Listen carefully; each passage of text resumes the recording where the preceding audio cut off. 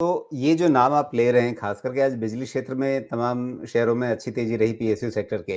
तो क्या वो सिर्फ़ परफ़ॉर्मेंस में सुधार को देख रहे हैं बाज़ार में लोग या फिर विनिवेश की बात को भी देख रहे हैं या ये दोनों का एक मिला-जुला असर है, जो हमें इस रूप में सामने आ रहा है? देखिए, पावर डिमांड तो बढ़ रही है। आप ये देखिए कि डोमेस्टिक डिमांड अब आरईसी जब पिछले 2 दशकों में जो उसने काम किया, अब गाँव-गाँव को बिजली पहुँच चुकी है। ऐसे बहुत कम गाँव होंगे जहाँ पे बिजली नहीं है। अब बिजली पहुँच गई है तो बिजली की खपत भी शुरू हो गई है। पहले लोग जनरेटर्स का सहारे से काम करते थे, जो भी सिंचाई का काम होता था या घरों में जो होता था। तो गाँव, शहर और गाँव की काफ़ी आबादी शहरों की तरफ आ रही है। शहरों की जो बिजली की रिक्वायरमेंट है वो बढ़ रही है। घर-घर में एसी लग रहे हैं, कूलर लग रहे हैं और उससे भी एक और इम्पोर्टेंट बात है कि जिस तरीके से ईवीज़ बिक रही हैं तो इलेक्ट्रिक व्हीकल की भी चार्जिंग रिक्वायरमेंट्स है, अब ये रोज़ ही चार्ज करनी है। ऐसा तो है नहीं कि आपने एक बार चार्ज कर दिया और महीने भर भूल गए।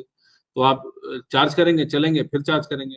तो बिजली की जो खपत है वो तो सामने दिखाई दे रही है कि ये है। अब दूसरी चीज़ बिजली की चोरी बहुत होती थी पहले और इस बात से बहुत सारे डिस्कॉम्स परेशान रहते थे।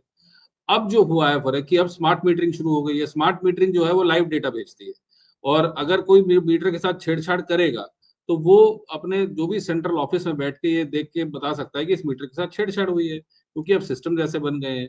तो घर-घर में पहले तकिया लगाई जाती थी और ये सब होता था आप जानते हैं राजीव जी मतलब जो भी अगर छोटे शहरों की बात करें तो शायद वहाँ पे आज भी होता होगा जहाँ स्मार्ट मीटर्स नहीं पहुँचे।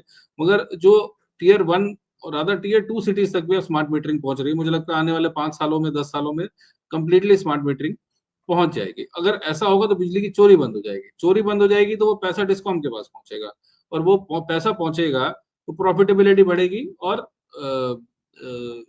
इनका रेवेन्यू बढ़ेगा। एक और चीज़ जो अब हुई है, जी। वो ये है कि रूफटॉप सोलर के लिए भी अब बात कर रहे हैं कि 1 करोड़ घरों पे रूफटॉप सोलर लगाया जाएगा। तो आप केवल बिजली बना के अपने डोमेस्टिक इस्तेमाल तो कर ही सकते हैं, उसके बाद आप बेच भी सकते हैं बिजली। तो जो बिजली की कमी की बात है भारत में और अभी ऐसे इतने ज़्यादा न्यूक्लियर प्लांट्स नहीं है, तो मुझे लगता है सरकार ने एक अच्छा मूव दिया है जहाँ पर लोग अपने ही खर्चे से, अपने ही छत पर कोई रियल एस्टेट कॉस्ट सरकार की नहीं है, सब्सिडी देंगे वो ठीक है, सब्सिडी में टैक्सेशन में छूट देंगे, वो भी ठीक है।